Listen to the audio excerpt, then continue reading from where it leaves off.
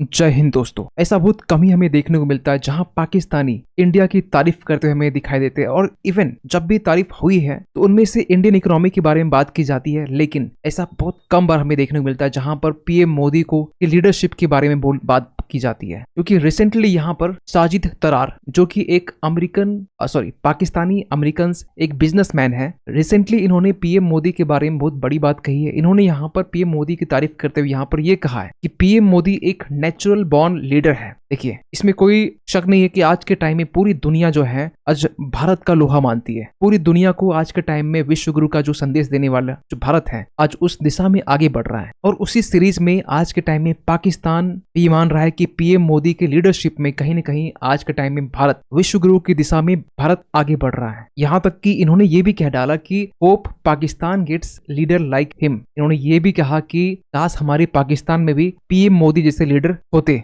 क्योंकि रिसेंटली बताना चाहते हैं आपको कि लोकसभा इलेक्शंस कंडक्ट हो रहे हैं और ये 4 जून को बेसिकली इसका रिजल्ट आने वाला है। और इस बीच में अगर पाकिस्तान की तरफ से ऐसे स्टेटमेंट निकल के आते हैं तो मतलब ये हुआ कि रियली पीएम मोदी की जो पॉपुलैरिटी है ये आज के टाइम में पाकिस्तान बिजनेसमैन भी एक्नॉलेज करते हैं। और ये कोई छोटी मोटी बात नहीं है। आज के टाइम में 97 करोड़ जो पीपल है भारत में, ये लोकसभा जो फेस्टिवल है, जो इलेक्शन कंडक्ट हो रहे हैं, इसमें पार्टिसिपेट करने वाले, हालांकि बता दें कि 97 करोड़ ये एलिजिबल है, लेकिन इस 97 करोड़ में टोटल वोट करने तो नहीं जाते हैं। लेकिन आज के टाइम पूरी दुनिया के साथ कंपैरिजन करें तो 97 करोड़ जो पीपल एलिजिबल है उस मामले में इंडिया सबसे पहले स्थान पर आता है, जो कि वर्ल्ड का लार्जेस्ट डेमोक्रेसी है। और यहाँ पे ये भी कहा जाता है कि जो लोग हैं पाकिस्तानी हैं, ये आगे फ्यूचर में इंडियन डेमोक्रेसी से हमें सीखनी चाहिए। यहाँ तक कि इन्होंने पाकिस्तान को लेकर ये भी कहा कि जिस तरीके से आज पाकिस्तान में इकोनॉमिक क्राइसिस हमें देखने को मिल रहा है, इवन की इन्फ्लेशन हाई में है, क्योंकि रिसेंटली आपको बताना चाहते हैं सीपीआई जो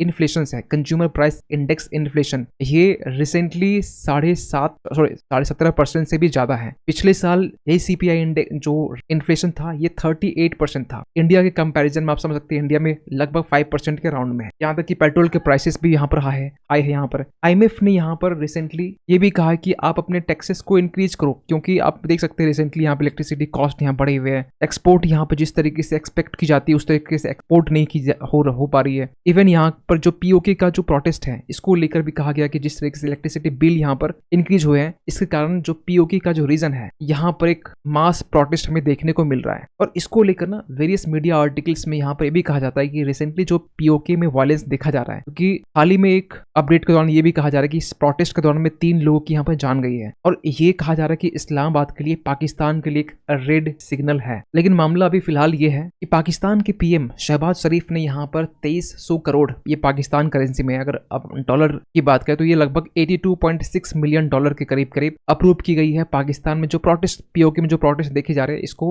रोकने के लिए। और इसको लेकर हमारे साइड से भी प्रतिक्रिया आई थी, क्योंकि डॉक्टर एस जयशंकर ने यहाँ पर इस पीओके की प्रोटेस्ट को देखकर यहाँ पर ये कहा गया था कि आई हैव नो डाउट। और आगे इन्होंने ये भी कहा कि पीओके ऐसा नहीं कि वो इंडिया का पार्ट नहीं है, पीओके हमेशा इंडिया का पार्ट है और आगे रहेगा भी। लेकिन अगर हम बात करें इंडिया पाकिस्तान ट्रेड के बारे में, देखिए 2019 के टाइम से जब से आर्टिकल 370 हटा है, थोड़े बहुत इसके पहले जो भी ट्रेड हुआ करते थे इंडिया पाकिस्तान के बीच में वो भी बंद से हो गए। 2019 के बाद से ऐसा नहीं कि इंडिया पाकिस्तान के बीच में जो मर्केंडाइज जो ट्रेड है वो नहीं हुआ, दोनों कंट्री के बीच में हमें देखने को मिला। लेकिन ये थर्ड पार्टीज के थ्रू से हमें देखने को मिलता है, क्योंकि थर्ड पार्टीज यहाँ पर दुबई है, सिंगापुर है और बाकी अदर जो पोर्ट्स है उसके थ्रू से पाकिस्तान इंडियन गुड्स को अपने देश में इंपोर्ट करता है। और आपको बता दें कि थर्ड पार्टीज के थ्रू से अगर जो पाकिस्तान इंपोर्ट कर रहा है इंडियन गुड्स को, ये 2023-24 का अगर आंकड़ा हम बात करें तो ये 1.1 बिलियन डॉलर का है। वही पिछले साल की हम बात करें तो 627 मिलियन डॉलर का था। इसके पहले 21-22 की बात करें तो ये 514 मिलियन डॉलर का था। और उनमें से भी ना सबसे ज्यादा जो प्रोडक्ट्स इंपोर्ट किए जाते हैं वो पेट्रोलियम प्रोडक्ट्स होते हैं, फार्मास्यूटिकल्स होते हैं, शुगर होते हैं, बाकी जो अदर्स है वो यहाँ पर इंपोर्ट किए जाते हैं। लेकिन वही दूसरी तरफ हम बात करें, इंडिया भी का थर्ड पार्टीज के थ्रू से इंपोर्ट करता है पाकिस्तान के गुड्स को? नहीं, पाकिस्तान की तरफ से जो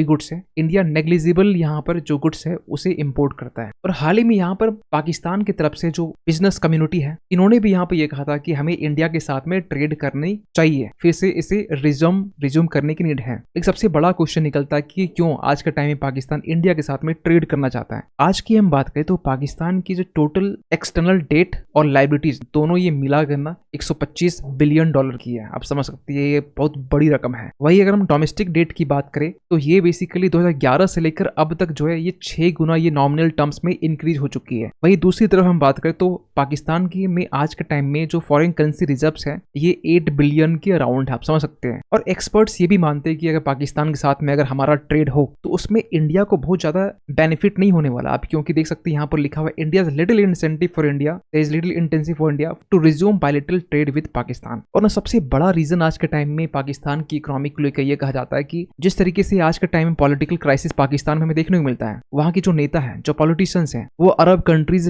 जाकर, वेस्टर्न कंट्रीज जाकर अपने ही देश का जो पैसा है वो वहां पर जमा करते हैं। क्योंकि रिसेंटली यहाँ बता दें एक लीक के थ्रू से जो बातें रिवील की गई है उसमें ये कहा जा रहा है कि टॉप पाकिस्तान लीडर्स जिनकी अपनी जो प्रॉपर्टीज है वो बिलियंस की बताई गई है, वो भी दुबई में। और उनमें से जो नाम सामने आ रहा है वो आज के प्रेसिडेंट आसिफ अली जरदारी, नवाज शरीफ का भी नाम सामने आ रहा है। और ये जो लीक डेटा है बेसिकली दुबई अनलॉक्ड के नाम से इन्वेस्टिगेशन किया गया था। किसने किया था? ये बेसिकली एक एनजीओ है, एक नॉन प्रॉफिट ऑर्गेनाइजेशन है, वॉशिंगटन बेस्ड है, मींस अमेरिका बेस्ड है, जिनका नाम है centre for advanced defence studies, C4ADS भी कहते हैं शॉर्ट। इन्होंने यहाँ पे एक इन्वेस्टिगेशन किया जिसका नाम रखा दुबई अनलॉक्ड। और इन्होंने यहाँ पे ये पाया कि पाकिस्तान की ओनली जो प्रॉपर्टीज हैं ये 23,000 प्रॉपर्टीज ओनली है रजिस्टर्ड जो पाकिस्तानी नेशनल्स के नाम पर है। उनमें से कुछ जो नाम है वो है आपका नवाज शरीफ, वहाँ की जो प्रेसिडेंट है उनका नाम है, इवन की वहाँ पर जो मिलिट्री चीफ है उनके नाम पर भी यहाँ पर जो प्रॉपर्टीज है वो दुबई में है। और ये कहा जा रहा है कि जो प्रॉपर्टीज है ओनली मिलिट्री पर्सनल की, ओनली मिलिट्री की बात करें, ये करीब 12.5 मिलियन की है। अब ये कहाँ से आ रहा है? पाकिस्तान आज के टाइम में गरीबी चरम सीमा में, पॉवर्टी आप समझ सकते हैं, पीओके प्रोटेस्ट में देखने को मिल रहा है। वीट के प्राइस 195 रुपया पाकिस्तानी करेंसी में, आप समझ सकते हैं, सॉरी 195 रुपये इंडियन करेंसी में, वहां पर वैसे 700 पाकिस्तान करेंसी के आसपास में। और उस कंडीशन में वहां के जो पॉलिटिशियंस है, वहां के जो मिलिट्री पर्सनल है, वो दुबई में जाकर अपनी प्रॉपर्टीज को बनाने में लगे हुए हैं। और जब इलेक्शन कंडक्ट होता है तो ये अपनी जो प्रॉपर्टीज है वो कम दिखाते हैं, टैक्स इवेजन करते हैं यहाँ के पॉलिटिशियंस, वहाँ के मिलिट्री पर्सनल वो। तो उन्होंने यहाँ पर फेडरल बोर्ड ऑफ जो रेवेन्यू है, इस तरीके से इंडिया में RBI है, उसी तरीके से जो पाकिस्तान का FBR है, इन्होंने यहाँ पर ये कहा कि इस लीक रिपोर्ट्स के जरिए अब हम लोग टैक्स इवेजन को रोक सकते हैं। खैर वहाँ की जो फेडरल बोर्ड ऑफ रेवेन्यू है वो अपने साइड से अगर ये चीजें जो फाइनेंशियल डेटा अगर हर एक पॉलिटिशियंस, हर एक मिलिट्री पर्सनल रख पाती तो शायद ये नौबत नहीं आता कि दूसरे देशों में एक लीक्ड रिपोर्ट के जरिए ये टैक्स इवेजन की बात कर रहे हैं। खैर आज के टाइम में अगर हम पाकिस्तान की इकोनॉमी की हम बात करें तो इनकी इकोनॉमी जो है ना टाटा ग्रुप के कंपैरिजन में ये छोटा है। क्योंकि रिसेंटली एक आर्टिकल्स में ये कहा जा रहा था कि जो टाटा ग्रुप है आज के टाइम में इनकी जो नेट वर्थ है ये पाकिस्तान की जो टोटल बजट है उससे भी ज्यादा है, 365 बिलियन। और IMF ने लगातार और बार बार पाकिस्तान के इकोनॉमी को लेकर वार्न किया है, क्योंकि जिस तरीके से आज के टाइम में पाकिस्तान के ऊपर में कर्ज है, चाइना का, IMF का, US का, इवन की वेस्ट एशिया का, सऊदी अरब, UAE, ये तमाम जो देश है ना इनका कर्ज आज के टाइम में पाकिस्तान के ऊपर में है। और इसको लेकर IMF बार बार पाकिस्तान को वार्न करता है। यहाँ तक कि शहबाज शरीफ भी ये मानते हैं कि हमारी जो इकोनॉमी है बांग्लादेश के कंपैरिजन में, बांग्लादेश की जो इकोनॉमी है इसके कंपैरिजन में ये बिल्कुल भी नीचे है। क्योंकि आज के टाइम में बांग्लादेश इंडिया के साथ में ट्रेड करता है और बहुत बड़ी मात्रा में ट्रेड करता है। वही चीजें पाकिस्तान इंडिया के साथ में ट्रेड तो बंद हो चुका है, जिससे पाकिस्तान की जो इकोनॉमी है उसे एक बहुत बड़ा झटका मिला है। और ये कहते हैं वी फील अशेम्ड। और ये जो सारी बातें ना ये पाकिस्तान बांग्लादेश की जो इकोनॉमिक ग्रोथ है, जो पाकिस्तान एक हिस्सा हुआ करता था 1971 के पहले, ईस्ट पाकिस्तान, उसी से टूट के बना है बांग्लादेश। आज उनकी इकोनॉमी पाकिस्तान से बहुत बेटर है और बेहतर इकोनॉमी है। और ना रिसेंटली यहाँ पर ये देखा गया है कि बेसिकली 14 मई का आर्टिकल से जब यहाँ पाकिस्तान के शहबाज शरीफ अपनी इकोनॉमी को पटरी में लाने के लिए यहाँ पर जितने भी स्टेट ऑन फर्म्स है, इन सरकारी जितने फर्म्स है, ये अब इसे प्राइवेटाइज करने की बात कर रहे हैं, एक्सेप्ट की स्ट्रेटेजिक जो इंटरप्राइजेस है उसे छोड़कर। और जिसे प्राइवेटाइज करने की बात की जा रही है जिसमें से पाकिस्तान इंटरनेशनल एयरलाइंस हो गया, इनमें से कुछ बैंक्स भी शामिल है, ये सारी चीजें प्राइवेटाइज करने में लगे हुए, रेलवेज नेटवर्क, ये डिट्टो इंडिया को कॉपी कह सकते हैं। लेकिन ये कितना पाकिस्तान में काम करने वाला, कितना ही पाकिस्तान एक प्रॉपर तरीके से इंप्लीमेंट होने वाला है, क्योंकि जिस तरीके से फाइनेंशियल क्रंच और इकोनॉमिक स्टेबिलिटी को देखते हुए ये प्राइवेटाइज करने की बात की जा रही है। ऑब्वियस सी बात है कहीं ना कहीं पाकिस्तान में ये बैकफायर कर सकती है। खैर इसको लेकर आप क्या मानते हैं? क्योंकि यहाँ पर बहुत सारे क्वेश्चन रेज होते हैं। इंडिया पाकिस्तान के बीच में ट्रेड की बात की जाती है, किस तरीके से साजिद तरार इंडिया की तारीफ करते हुए आपको दिखाई देते हैं। लेकिन वही कुछ दूसरी तरफ सेक्शंस ऐसे भी हैं जो इंडिया में रहकर ये भी कहते हैं कि इंडिया वॉर्स देन पाकिस्तान, ऐसी बातें निकल के आती है। लेकिन खैर आप क्या सोचते हैं इस चीज को लेकर? आपका क्या मानना है कि इंडिया और पाकिस्तान के बीच में जो ट्रेड है क्या इसे फिर से रिज्यूम करना चाहिए, यस और नो। और जाते जाते एक क्वेश्चन आप सभी के लिए कि हाल ही में यहाँ पर world hydrogen summit and exhibition 2024 आयोजित किया गया था, ये आपको बताना कहाँ पर किया गया था। ये डेट था आपका 13 मई से लेकर 15 मई तक, यानी आज तक लास्ट था। इसमें 15,000 डेलीगेट्स इसमें पार्टिसिपेट किए थे। आपको बताने हैं कहाँ पर ये आयोजित किया गया था, London, Moscow, Paris, Rotterdam means Netherland. सही ऑप्शंस लिखिए कमेंट सेक्शंस पे, और इस पर भी आपके क्या ओपिनियन है जरूर यस और नो में आंसर कीजिएगा। मिलते किसी अगली वीडियो में, तब तक के लिए थैंक यू सो मच।